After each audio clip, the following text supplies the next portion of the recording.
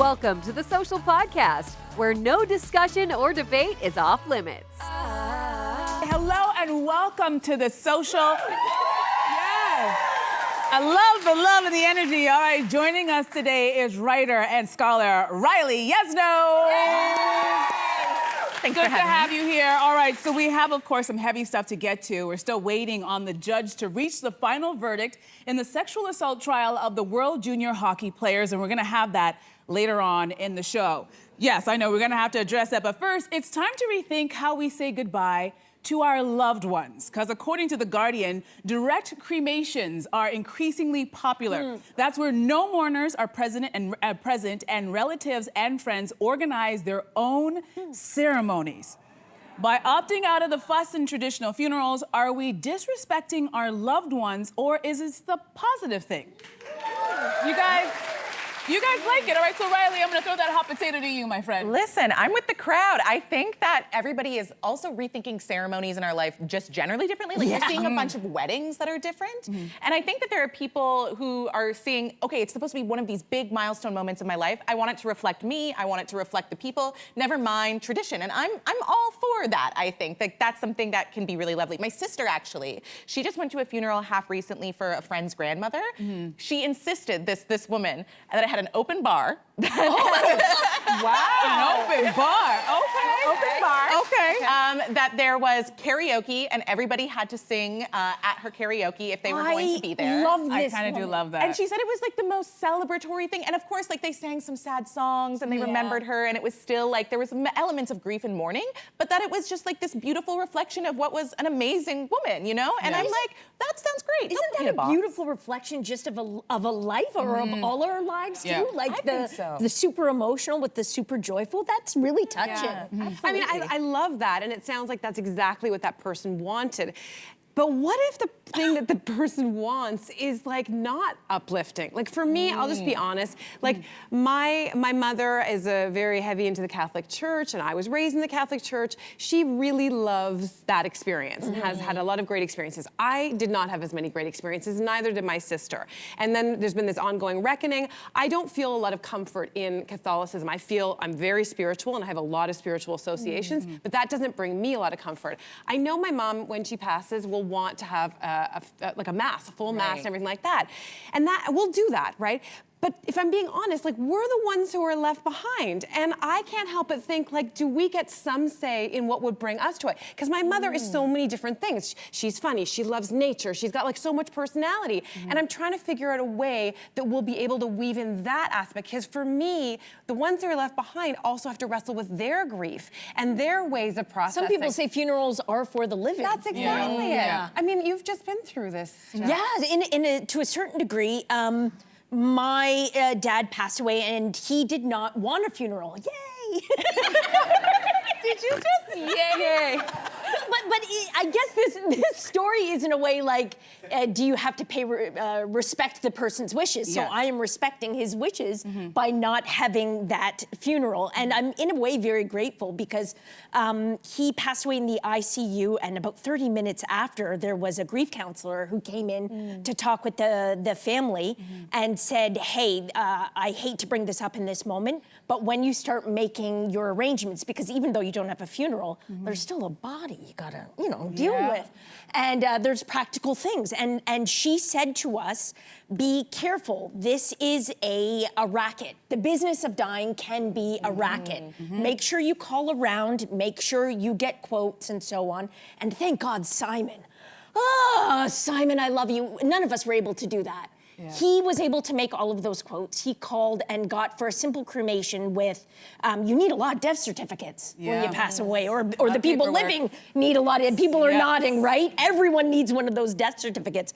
And so he called around and he got quotes for a simple cremation plus death certificates from $3,000 to $6,500. Wow. That range. And he ended up going with the first person he called, not just because it was the $3,000 one, but also because the guy on the phone phone, said to him, hey, do me a favor, make sure you call around because this can be a racket. I know. Said it to us and we're like, that's so honest. But do you feel like you've like sort of, I know you were saying you are planning a celebration of life. Yes, we're planning a celebration of life because Simon and I got my dad to admit about a year ago in my living room, he was like, he's, you know, make sure, Jess, there's no funeral, you'll respect that, right? I was like, absolutely, he was an atheist.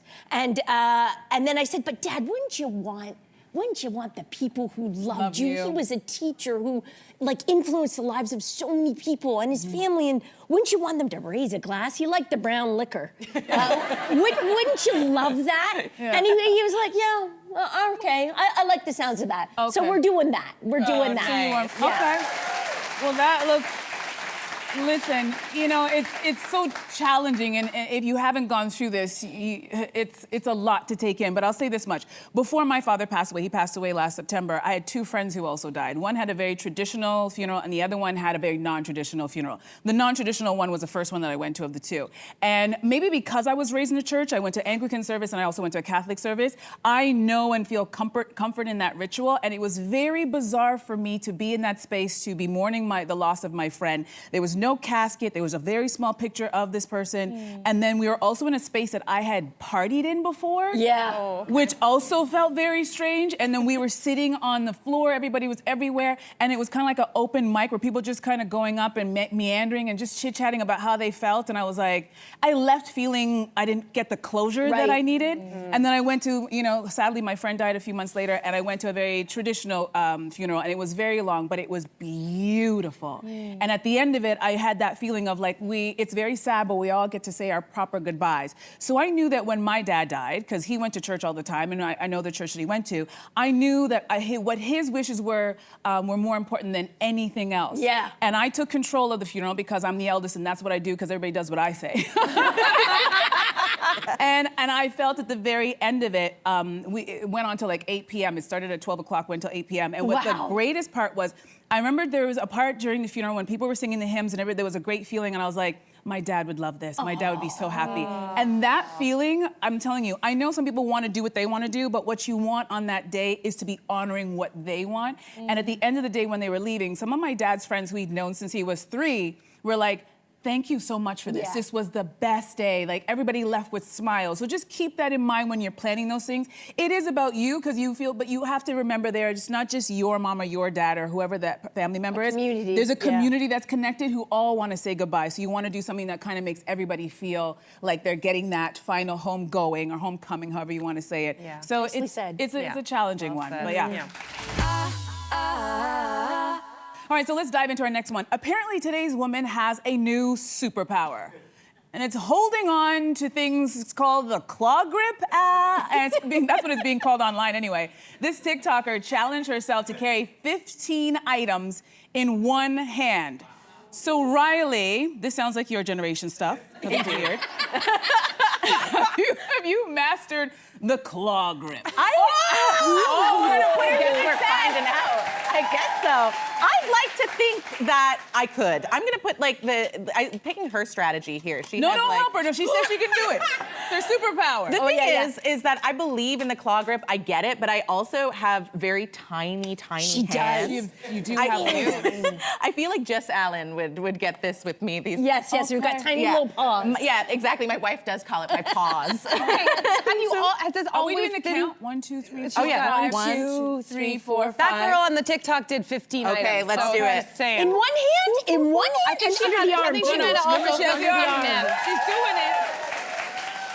Oh, that's a big one. I feel like, well, you work can go on into it. the arm, yeah. Does anyone else do this with their recycling? Because my recycling's like outside the front door. Yeah. And so then right by the front door, like the recycling pile builds up. Yeah. And so I feel like I could do this as well. Bottles, toilet paper rolls, everything, because I'm only making one trip. Yep, that's true. Wow!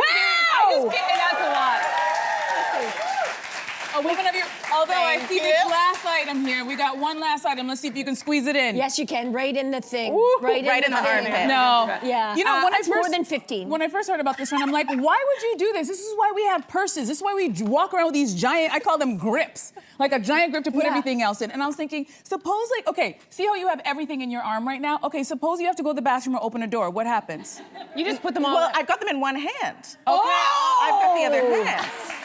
It's multifaceted. Do you know, I think of this whenever I think of my mother. I think of her holding like my brother in one arm, like taking my sister and going like this, bag over the shoulder. I do think that this is maybe a biological advancement that women have developed over the years. I feel like I didn't notice myself doing it until I became a parent. I think there wasn't the need, and as soon as you have a kid, they start handing you stuff. And at every turn, it's like a rock and a piece of Lego and a whatever, and so you're carrying all that stuff on top of the groceries, on top of a purse. Like I will have a giant purse and still do this. So explain that mystery to me. You gotta get a bigger purse, girl. I guess so. You need a bigger purse. I guess so. I was thinking from the grocery store. That's the only time I will do it. I refuse to make 2 trips, especially because I live in a building. So that means I gotta get in the elevator and go back down. No chance. Yeah, so I will load myself up like a Sherpa, and then I will. Have it on all the fingers. Right? I refuse to do the 2 trips. The only time I will do it. Yep. Joining us now is lawyer Jillian Nachu, one of Canada's leading experts in gender-based violence with experience in sexual assault cases. So, Jillian, we're really glad to have you here, especially today with this verdict that we are waiting to hear what's going to happen. And we're still awaiting the final verdict in this very high-profile sexual assault trial of 5 former World Junior hockey players.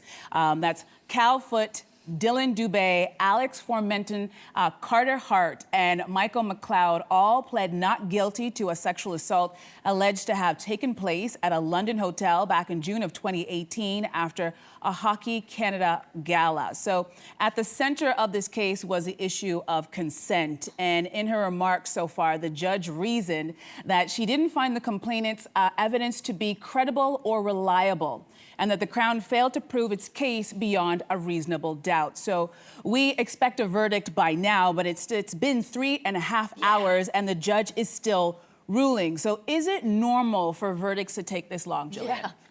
It's normal for reasons to be this long because it's the judge's roadmap for how she reached her decision. She's already told us what the verdicts are going to be. There's going to be acquittals across the board. If she said that the Crown has just failed to discharge its onus, that's the only possible outcome. Oh, wow. I understand why the media is being so cautious, but that's the only place that this is leading at this point. All right, and the judge found that, as you just mentioned, that EM's evidence was not credible or reliable. So what evidence was she considering here? So she was really primarily considering the evidence and testimony of EM, which was given over, I believe, 9 days on the stand.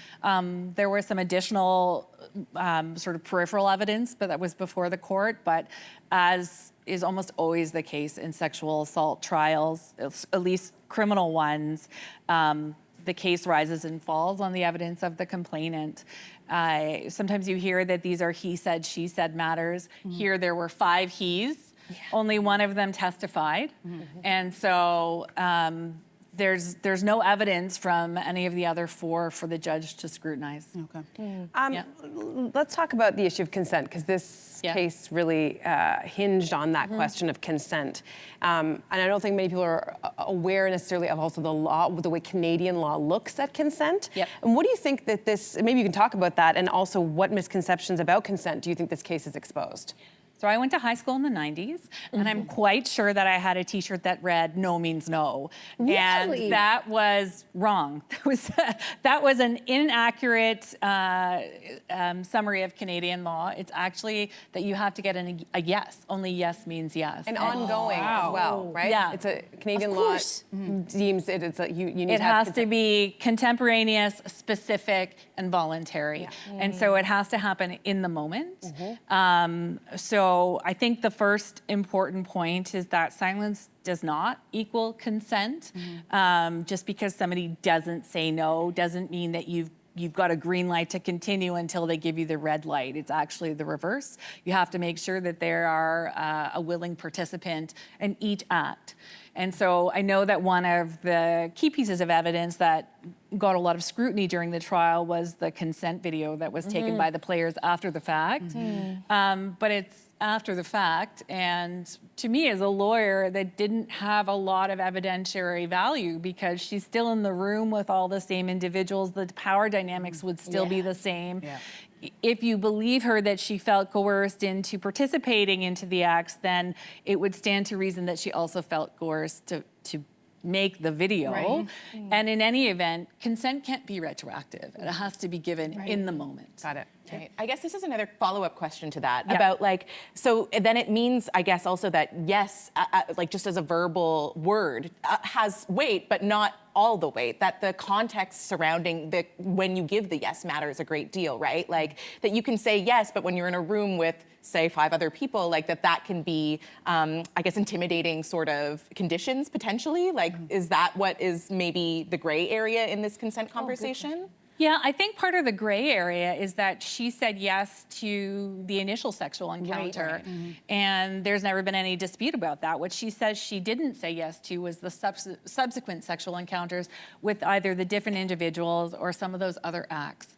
And so it's not enough to say, well, she was there voluntarily, she had consensual sex with the first player, you know, case closed. There also has to be consent to every subsequent sexual encounter. And so I haven't yet had an opportunity to hear what the judge said about, for example, how she may have consented to the player, I think it was Calfoot, doing the splits over her face, or how she communicated consent to somebody slapping her on the butt. But those, she will have to have found consent in relation to each of those specific acts. Jillian, as a lawyer who represents victims of sexual assault, what does this decision that we are expecting tell you about pursuing sexual assault cases within Canada's legal system? I am not a fan of pursuing sexual assault cases through the criminal system because it is very much a blunt instrument. It is set up to weigh evidence in a particular way against particular constitutional standards. And so there's often a lot of chatter about how we make it better for survivors. It works the way it does because we don't want to risk incarcerating innocent people. So there will always be that extremely high standard of proof beyond a reasonable doubt. But these are complicated stories, particularly when there's consensual activity that surrounds the assaults, and our criminal justice system isn't well suited to parse them out. So there are other avenues that for which survivors can seek affirmation, justice, healing, and personally, having done this work for more than 2 decades, not a fan of using the criminal justice system. And I know that that's a controversial opinion, but it's one that I've arrived at over time. That doesn't mean that it's you an shouldn't... informed opinion coming from you, right? Yeah, it doesn't mean that you shouldn't come forward with your allegations. It doesn't mean that you shouldn't seek other avenues towards as I say, justice, accountability, compensation, all of these things. There is obviously the option of bringing a civil suit, which EM had already done. And there are other sort of restorative pathways to accountability and justice that can be explored. So, I mean, primarily for me, sexual assault is really a crime of power. It's not a crime of passion.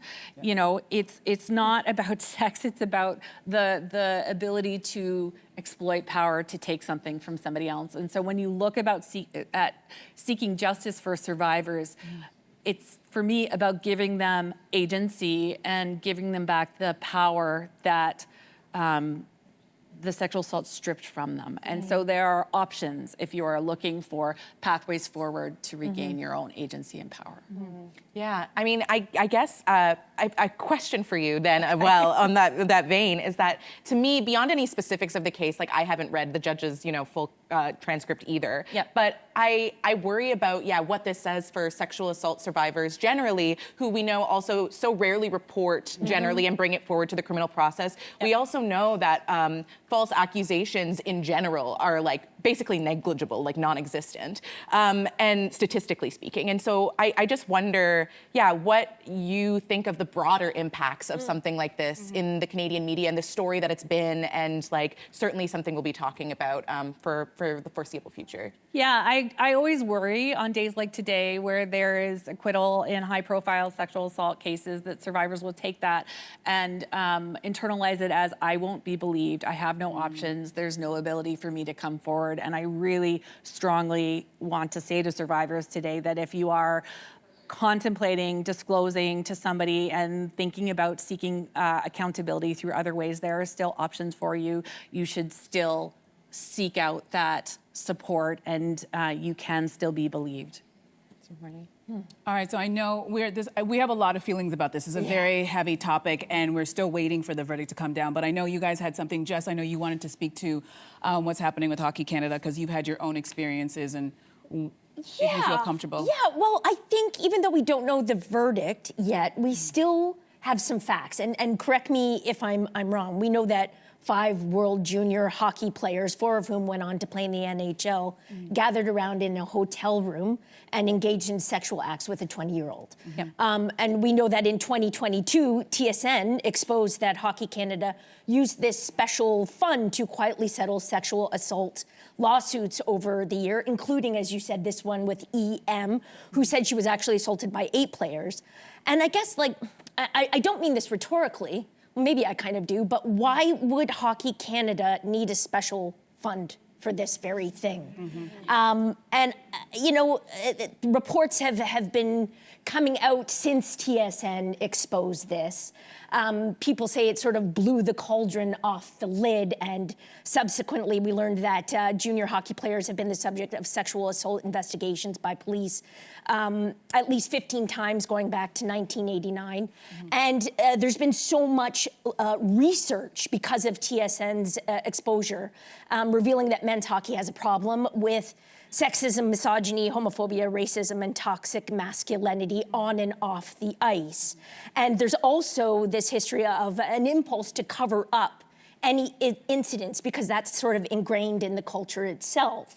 And we've known this before TSN blew the lid off. And I think that's why you guys might remember, you were alluding to it, a little experience with saying essentially that I didn't like hockey. I'm paraphrasing because I didn't do it eloquently that day. But saying I didn't like hockey because of the culture around it, because of the bullying, because of the unthoughtfulness, because of incidents I'd seen growing up. Personal experiences that I'd seen happen to other people, not to me, and feeling really, I almost said the S word, really bad that I didn't do more in that moment. And I think the reaction to what I said in 2019 kind of proved my point, because they reacted to what I was saying about the problem with the culture with the same problems. Does that make sense? Yeah. Like, and I shouldn't say just to me, our entire team, like we have security in the parking lot because of that incident, because someone said they didn't like the culture of hockey. Like it still, as you can see, it still makes me so angry. And so I don't want to make this about me. I do feel very grateful that EM's name will never be out there. Knowing what our team, and it wasn't just me, our entire team, you know, experiences this is close to a year, you know, and so I don't know if I have a nice way to bow tie it other than I think it's deeply entrenched. I feel very hopeless that this case will do anything to change the culture of that. And again, I'm annoyed that I have to say this, not all hockey players, not your kids, not the girls playing, not this and that. I'm not speaking about that. I feel I can say it with a little more authority now because this has been studied for decades, not just after TSN blew the lid off. It's been studied for decades by academics, by newspapers doing reporting. I don't know what happens after this, but again, I'm glad EM's name is not in the public record.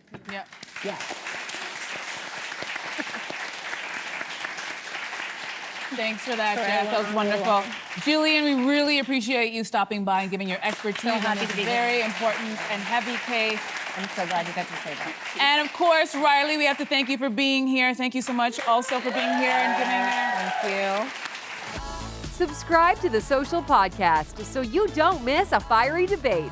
Until next time, socialites.